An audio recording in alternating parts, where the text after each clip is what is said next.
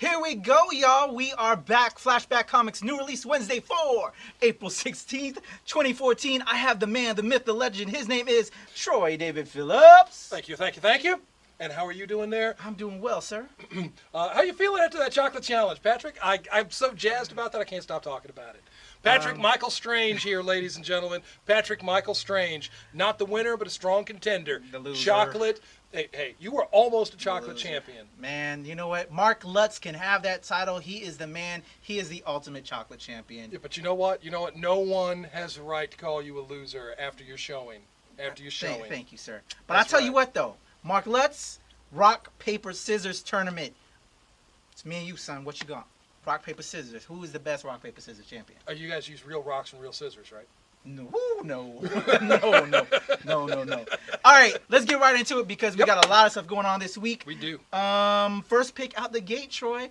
I was looking at your stack a little bit, and I was looking at mine. I'm like, wait a second. We got some good taste, brother. We do. So let's show them what our first pick is out the gate.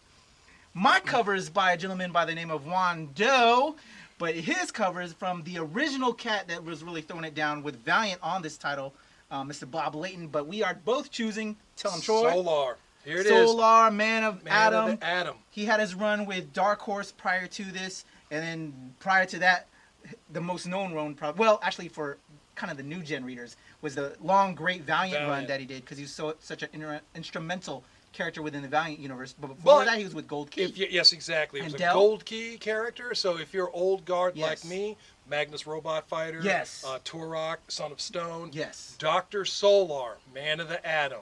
Tell him the origin, Mr. Troy Phillips, because I know you're the kind of comics guru, right? Yeah, well, I know it, but you flow with it so eloquently. Well, where to begin? Because like you said, the Valiant stuff is so much better known. True. But they've kept the origin pretty much the same. Well, we had the parallel origin thing, which I actually thought was the parallel universe origin, where we had Solar and Meet Dr. Solar. There was the two of them. They were split. Okay. That was really awesome stuff. What Valiant did at that time, that was really awesome stuff. I was sorry to see it come to an end. Gotcha. I can't wait to dive into this. Let's give him this. Look at this. Look at this. Okay. Yeah, Since he's not giving it to me, he's so hungry about it. Look. I'll give you the write-up real quick. It all started with an accident, people. This all started with an accident, like the accident how he and I met. An all-new corner of the Gold Key universe, flooded with experimental radiation that grants him unbelievable powers, the brilliant and obsessive Dr. Phil Selesky seeks to unlock the secrets of the universe, begrudgingly becoming a hero along the way. But can a single man be trusted with near-limitless abilities? What will this mean to the ones he loves, and will his choices lead to utter chaos and destruction? Brilliant writer Frank Barbieri of Image Comics 5 Ghosts and Joe Bennett present the Man of the Atom as you never imagined before. Just so you know, people, there will be chaos. There will be destruction. There will actually be some romantic complications. There will be characterization, introspection. There will be awesome artwork. Yeah, you see that? Look at that. Dynamite is bringing back all these gold Del Keys that we also know from Valiant. They got the license. They're doing it with Turok and now Solar. I can't wait. And they're doing a really good job. Both of those books have been pretty awesome. With Valiant being as great as it was, it kind of like helped pave the way for those characters that they didn't see, that they thought they were going to get with Valiant, but Valiant unfortunately wasn't able to get it. So now Dynamite bringing back this material is just, I'm excited. Yeah. This is why it's our combined pick. It is. Let it stand on its own merits. There were awesome things in the past, but now this is incredible. This is absolutely incredible. Yes, indeed. And I know you're loving it because you're Mr. Dynamite guy. Well, and I'm also loving Solar because I'm old enough to remember 15-cent Gold Key Dr. Solars. Okay. Well, what you got next, Troy? What have I got next? Yes, sir. I don't know if you knew this, Patrick. What's that? Things are going to change in the world of Spider-Man. I do. Actually, you're the one that said I spoiled it for everybody. Well, way back when. I'm hoping that people have forgotten about it. I'll say it. I love to give you guys information. Here it is, people. Here you go. Superior Spider-Man number 31. The finale. Yeah. Now, if y'all have been following, and you really should be, the events of the Goblin Nation. You've seen the utter degradation of Dr. Octopus and what he has built, Otto Octavius, as the Superior Spider-Man. Yes, because he is the new Spider-Man in Peter Parker's body, if you didn't know that already. Yeah, I'm trying to find something really good, really key, really awesome. The artwork is beautiful, as it has been. It's been a great story up to this point, but now it's time for Peter to get back in the driver's seat. Time for Peter to put the uniform on, take control of his body, take charge of his life. But really, what I'm excited about is just how things are going to change for both characters. Otto Octavius has lived in Peter's memories. Peter has walked through Octavius's memories. Yes. They now have a hero-villain dynamic unlike any other hero-villain dynamic.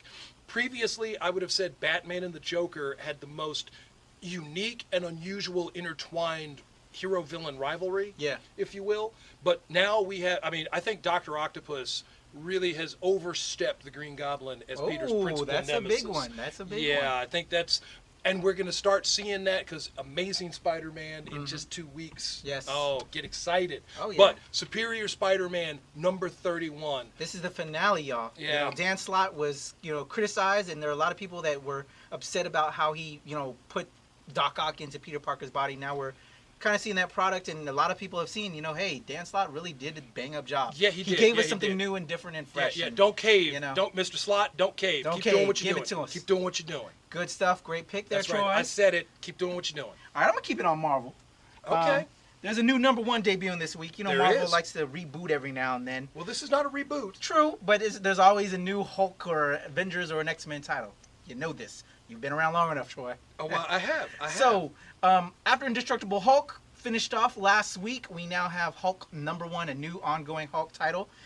Basically, if you follow those events from that last issue, I'm not going to give away too much, but something really bad happened for the life of Banner / Hulk. Right, it's right on the cover. It's right on. Who shot Bruce Banner? So I ain't giving away too much. Who shot Bruce Banner? He was shot at the end. Who is it? Who did it? If you want to comment with your thoughts on who you thought did it, let us know in our comments. But hurry up. But it's big. So now we're tailing off of that, and because they share the same body, what's the deal with that? How is that going to affect Hulk and Banner? And, how was that? Yeah. How did you get past Banner's defenses to get that one?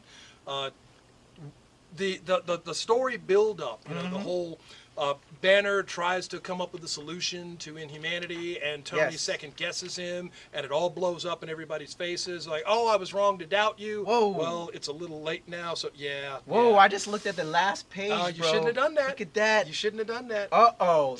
You're going to want to pick up Hulk #1, and you're going to want to pick up that last issue of Indestructible Hulk. New things happening with the Hulk. They've told so many stories. To me, still my favorite is that Planet Hulk. Well, sure, book. Planet Hulk into World War Hulk. True. But I think they're about to, liven it up again. It's got me excited. I'll probably be scooping this one up too, Troy. I have utter confidence in Mark Waid at the helm. Yes, Mark Waid, Mark Bagley. Shout out to the two Marks. Oh, my goodness. Mark squared. How talented is Mark Bagley? My hat is off to you, sir. Hulk #1 in stores, y'all, this week. What you got next, Troy? What have I got next? Yes, sir. Well, I don't know if you had time to check it out, Patrick, because you're a busy man doing a billion things all at the same time. Yes. You got a lot of plates on a lot of sticks. But I try to read when I can, and I saw the first issue of that. Deadpool versus Carnage, issue #2. Now, essentially, what you have here is you have Carnage. Yes. Serial killer Cletus Kasady with the symbiote, crazy as a bag of cats. And then you got Deadpool. it was almost like, like what the television was talking to him, or so he thought. And he took it as a sign. That would be an awesome WWE tag team. Bring down Carnage. Oh, my God. So I got one crazy as a bag of cats character gunning down another crazy as a bag of cats character. And we got to the last page of the first issue, and I was like, wow, didn't see that coming. Yes. Not what I thought was going to be the case. So I'm not going to give it all away, but I do have to show you all at least one big, pretty, bright explosion. What? Yeah. Yeah, well, whenever Deadpool is involved, there's a very good chance somebody will get shot, stabbed, cut up, blown up, or we will see a rerun of an old B. Arthur movie. Deadpool versus Carnage #2, excellent pick. Do we still have the first issue in store? We sure do. All right, come scoop it up here at Flashback. While supplies last. While supplies last. And you'll want to snatch this up. This is the finale. I've been picking this issue since issue #1. part of the Project Black Sky movement, is Dark Horse Skyman #4, the last issue in the miniseries. Hopefully we'll get a new ongoing because he's such a great character. I know you've been reading the title as well, Troy. Tell him what you want to say. Well, you know, I love Skyman. I love, you know, the concept spinning out of the pages of Captain Midnight. Now here we have Captain Midnight. Big things have been going on in that book. This is an interesting take. The Skyman character, you know, the physically disabled character in the special high-tech suit that gives him mobility, puts him back in the air. Government conspiracy. It's been incredible. The artwork is beautiful. Amazing. The story is tight. I'm sorry it's coming to an end, but I have high hopes. I believe we're going to see this character. So Skyman #4, the last issue in the this miniseries. He will be continuing in Captain Midnight. Pick up that book as well. But I love Skyman, and I want more. Give it to us. Dark Horse Entertainment. What you got next, Troy? What have I got next? Well, you know...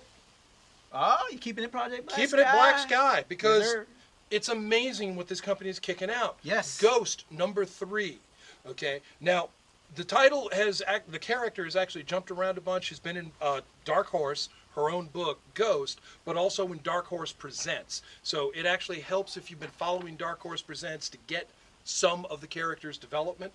But basically, you have a character, the Ghost character herself, and she is basically trying to find the mystery of her origin. She's trying to find her own backstory. She's got a couple of guys helping her out, and hijinks ensue.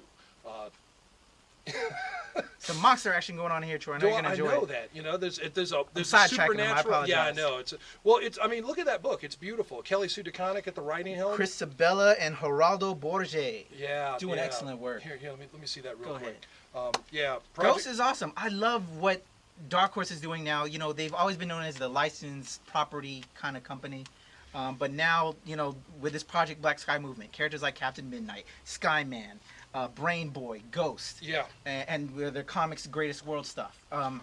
Dark Horse knows they're superheroes. Don't get it twisted. They can do all that other licensed property stuff, but they are really doing some great original content, and you got to give it to them. That Terry Dodson cover is absolutely beautiful. Can we get some class for Project Black Sky? We absolutely can. Good yes, job, we sirs. can. Good job. Good job. And although, you know, even before their licensed days, though, yes, I was a fan of Dark Horse back in the Black Cross, the Mercy Trekker, Concrete. Concrete, Sin City. You know, they paved the way for a lot of independent material prior to Image. Actually, they were the Image before Image. They were where indie comics went. Indie creators came to like really get spotlight. They really paved that way. They have managed to survive the test of time. Whereas other companies that we loved Eclipse, we loved First, we loved Kimiko, and they're all gone now. Dark Horse is still hitting it. Hitting it. Yep. What you got next for me, Patrick? Well, this is gonna hit it hard. Well, he likes hitting Hal Jordan pretty hard. Green Lantern. His name is Sinestro. I've always been intrigued by Sinestro. He's a very interesting character. I thought they did a bang-up job in the Green Lantern film. Probably that was like the only thing I really liked about the Green Lantern film. I don't think a lot of people liked the Green Lantern film like I did. But I liked who they had for Sinestro, and he's just always been an interesting character. And from what I understand, when I was looking at this release on this book, Cullen Bunn is the writer on it. He writes Deadpool. But Dale Eaglesham, he did like some Justice Society work. He just has like a phenomenal pencil. Look at that. His pencils are insane. He also worked, I think, on the Green Lantern title for a little bit prior to the New 52. But just some good stuff. I love his Jon Stewart renditions, but his character is just imbue power. There's a moment, now before Cullen Bunn took over, there's a moment in the last Jeff Johns issue, issue number 20, where Sinestro and Jordan have a moment. Within the Green Lantern title. Within the Green Lantern title, I'm sorry. Yeah. Before they go their separate ways, Hal Jordan looks at Sinestro and he says, "Were we ever friends?" And Sinestro, in a rare moment, uses Hal's first name and says, "Hal, we were always friends." And it just sets the foundation of what this fractured relationship is with these two. Sinestro with his fear ring, with the fear core. Hal Jordan trying to spearhead and lead the Green Lantern Corps. And what they've done with Sinestro in Forever Evil. There's a character here who needs this time in the spotlight. Definitely. Really does. Definitely. So I'm all about this new #1 from DC Comics. It's Sinestro #1. Don't fear it. Pick it up because it's Sinestro. Yeah, well, you might be a little scared, and that's okay. Don't be scared.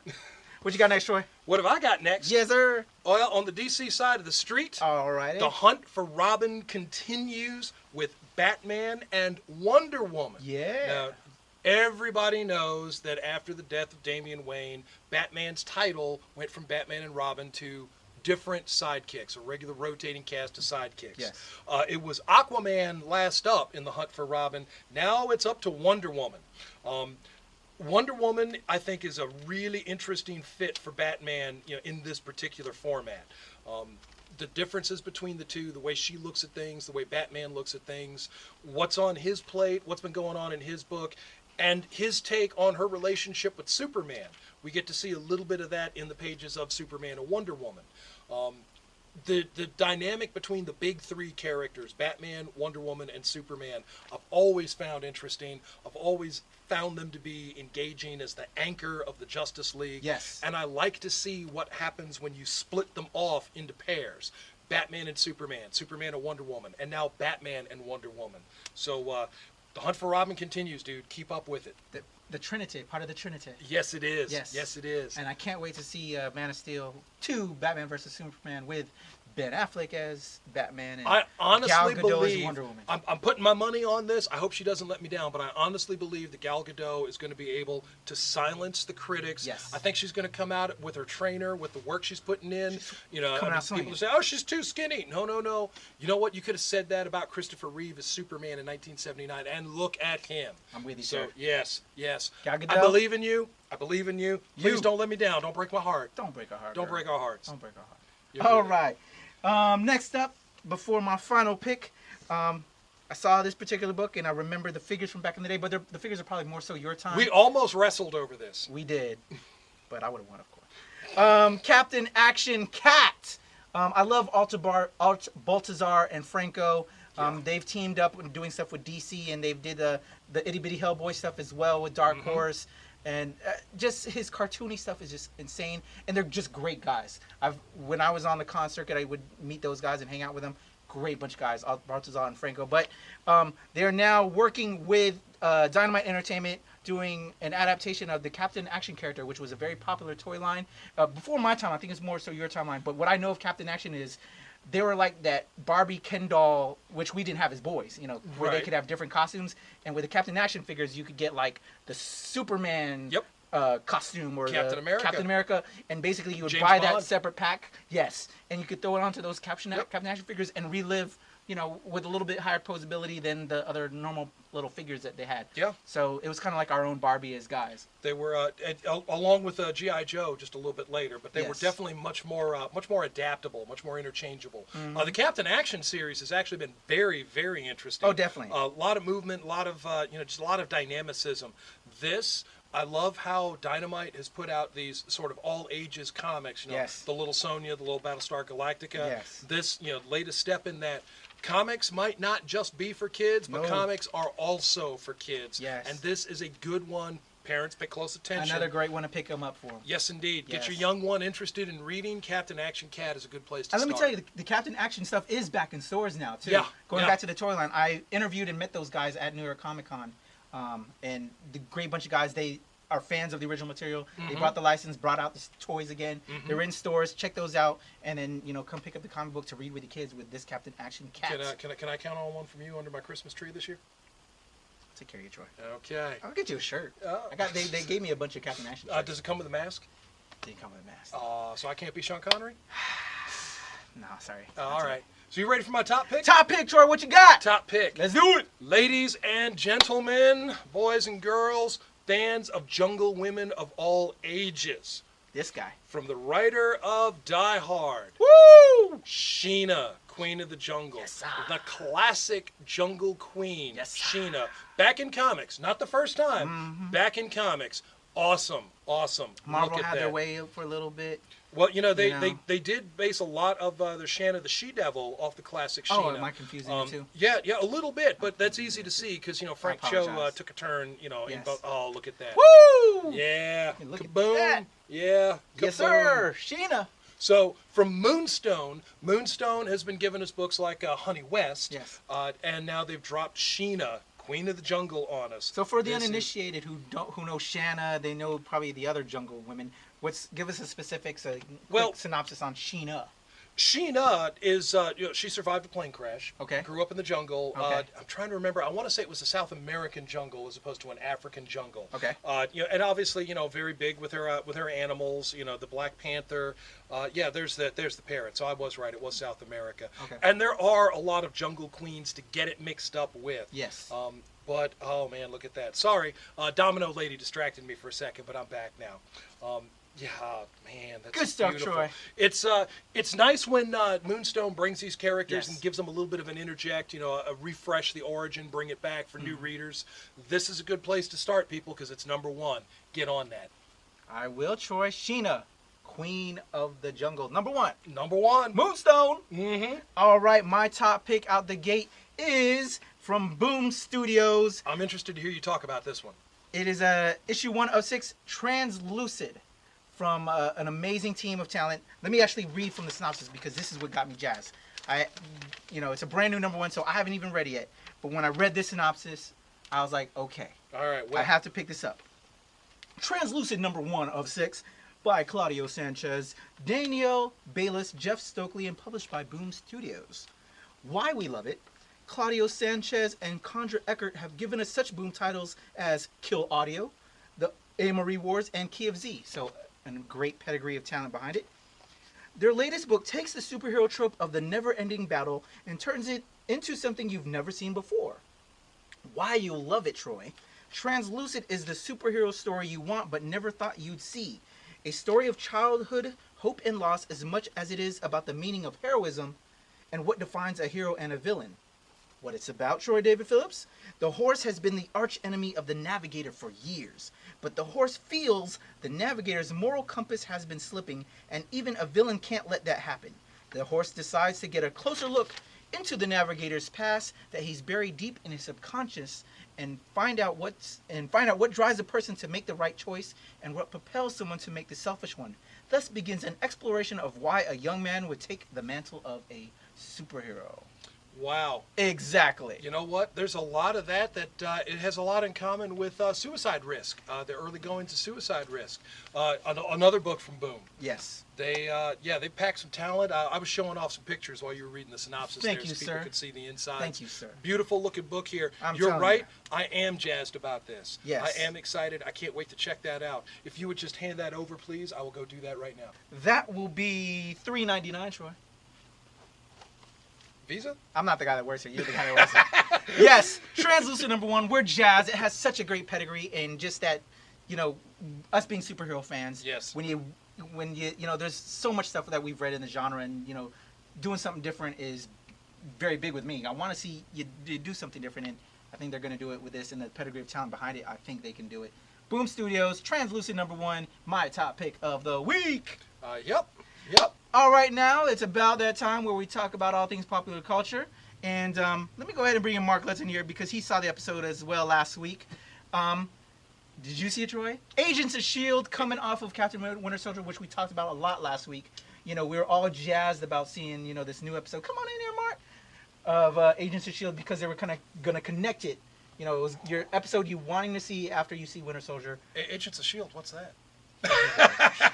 This, sir. This guy. This.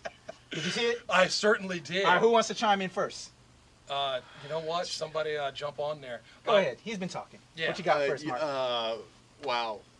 Just first thing when they said everything that's going to happen in this episode is going to tie in directly with the show, they were not kidding at all. All right, hold on 1 second then, because I know we're gonna talk on it. Spoilers. Let's throw that up there. Right. Yeah. Spoilers. Right, spoilers. You should have seen it, so we're gonna talk on it now. Spoilers. We can talk around it a lot. Now we already said spoilers. We warned them. right. We warned them. Yep. Go ahead, Troy. I mean, Marc. Yeah, we look so much alike. Of course. See, you're just mad because I kicked your butt at the challenge. That's all. Yeah. We won't go there right now. We could do the rock paper scissors right now, man. No, go ahead. But no, everything that happened in Winter Soldier, it immediately tied into the S.H.I.E.L.D. show. Yes. And it was phenomenal. It's so enormously well done and so well thought out. The Whedon brothers are doing it on the show. Marvel is doing it up on the big screen, and everything just ties together so neatly. Well, let's talk about what happened. So, like, you know, as we know from Winter Soldier, S.H.I.E.L.D. was taken down, the whole Hydra infiltration. Yep. And well, now here we are in the show. Take a couple steps back, because as we know in the show, we've been, you know. Well, yeah, it was Coulson has been trying to get Director Fury on the phone, and he couldn't do it. Yes. Well, obviously something big was happening, and Fury had to be kind of off the picture. Yes. And so Fury's back. Director Fury is back in the office. About damn time, says Coulson. And you could cut from the show to the movie, and then back again. Yes. We see the build-up, the corruption within S.H.I.E.L.D. Yep. They drop the big ones on us directly from the comics, because we've read the comics over the years and we've seen the rivalry between S.H.I.E.L.D. and Hydra, the big build-up with that, and the introduction at the post-credit scene of Baron Strucker. That, to me, was a beautiful touch. Having Baron Strucker, the classic Hydra leader. You're sidetracking. We're Winter Soldier. We're on S.H.I.E.L.D. Well, I'm just saying that this is going to help play back to the show now as the organization of S.H.I.E.L.D. breaks down, as we see the pockets and we see the trust issues. Yes. These people have lived in the shadows. They've lived with their secrets. They've had to wear 2 faces, 3 faces. There are things that one knows and not the other. Even within the same team, we see Agent May. She's had to report Director Fury. Yes.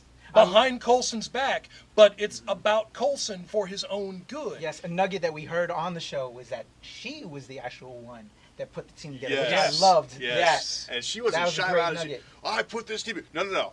I put this team together.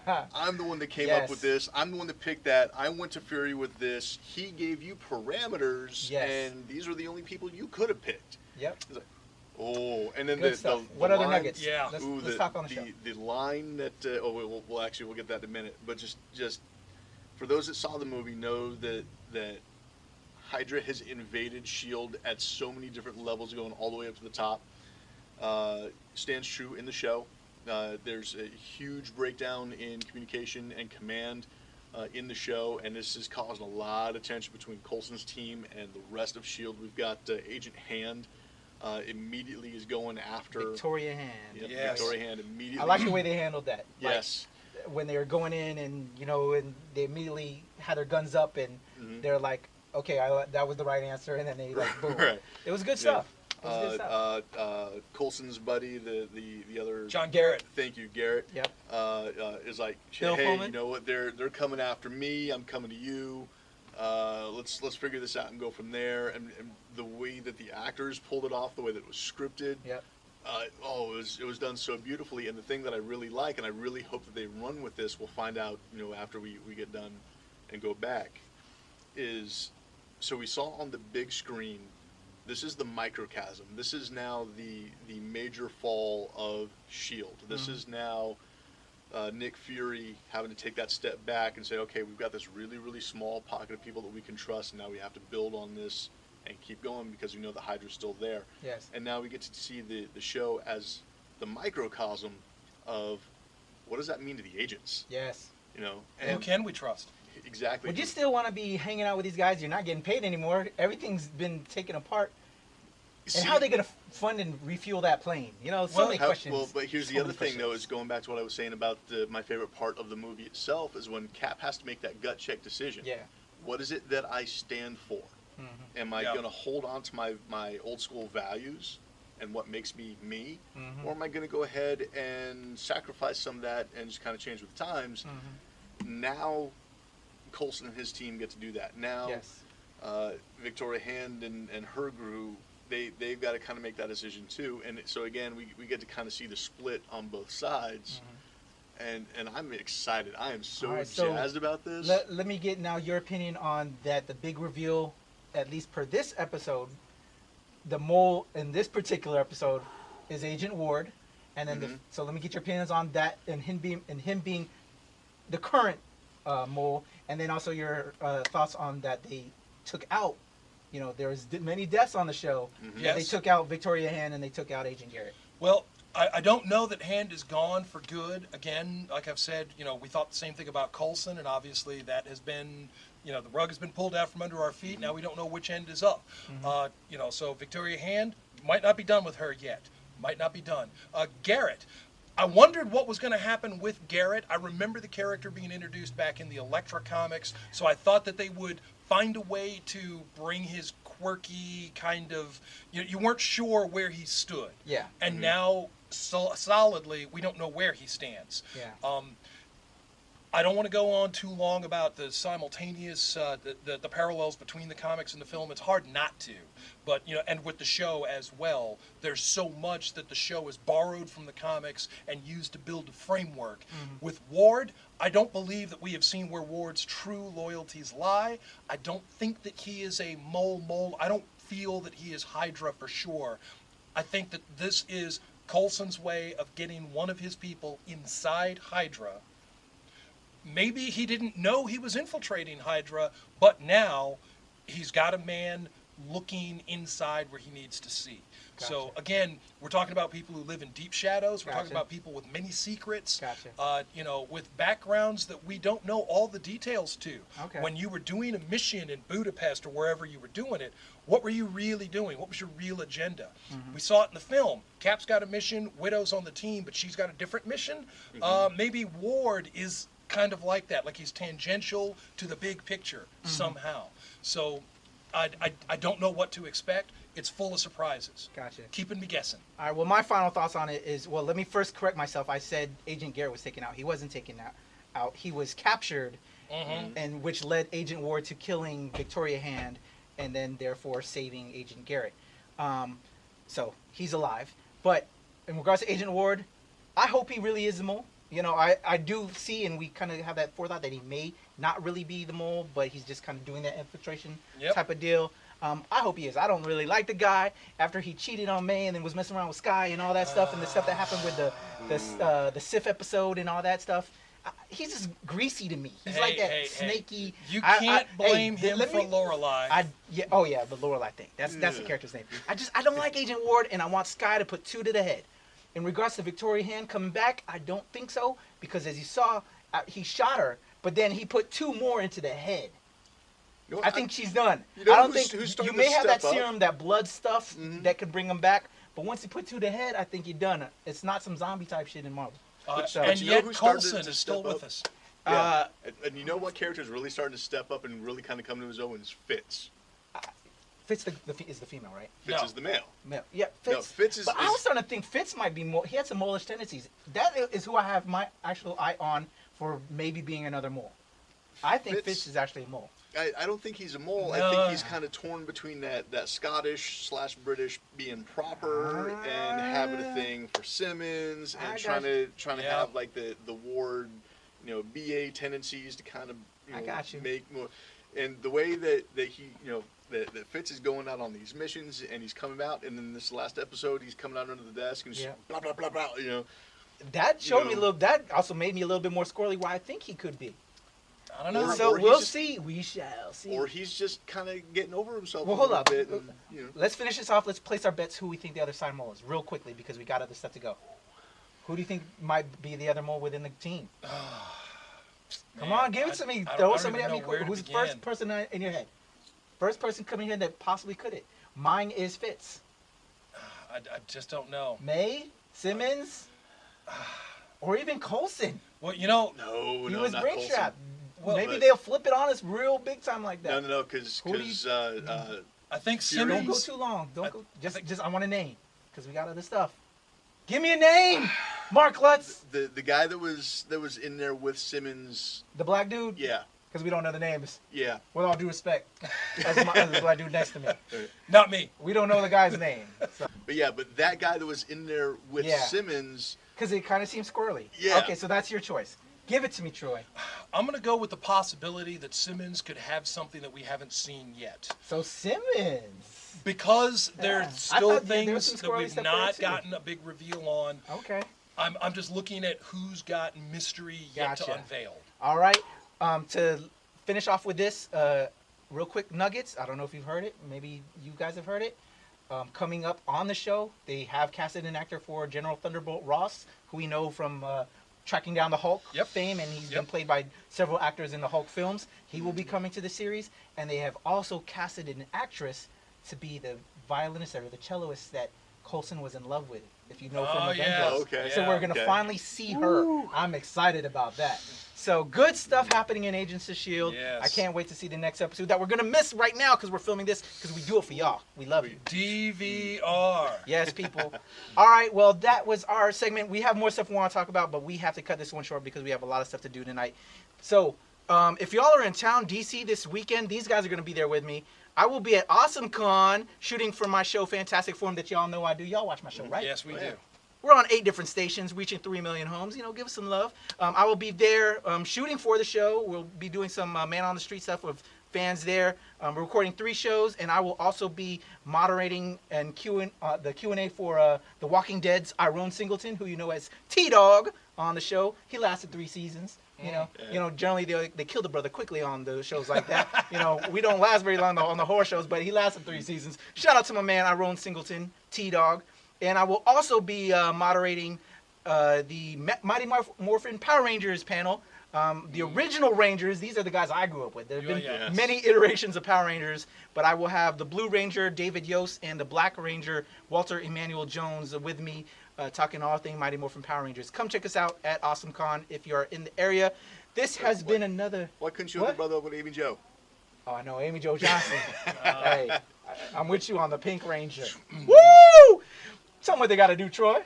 You got to like us on Facebook. Like us on Facebook. Subscribe to us on YouTube. Subscribe on YouTube. Follow us on Twitter. Follow us on Twitter. My name is Patrick Michael Strange. This is my man Marc Lutz and Troy David Phillips. Hashtag this guy. Oh, they didn't take a shot yet this ring because you didn't strenuously... You didn't strenuously recommend anything? I didn't do a strenuous recommendation. Strenuously recommend AwesomeCon, man. Oh, yeah. So I strenuously recommend that you get down there this weekend and look for Patrick Michael Strange, look around, see the sites, talk to some guests, get some stuff autographed, go up to George Perez's table. He's a great guy. Yes. Loves to meet his fans. A lot of fun, a lot of energy, a lot of interesting stories. Beautiful artwork, amazing career. George Perez. Yes, sir. P.S. Live, Breathe, Create. We are out, y'all. Deuces. Peace.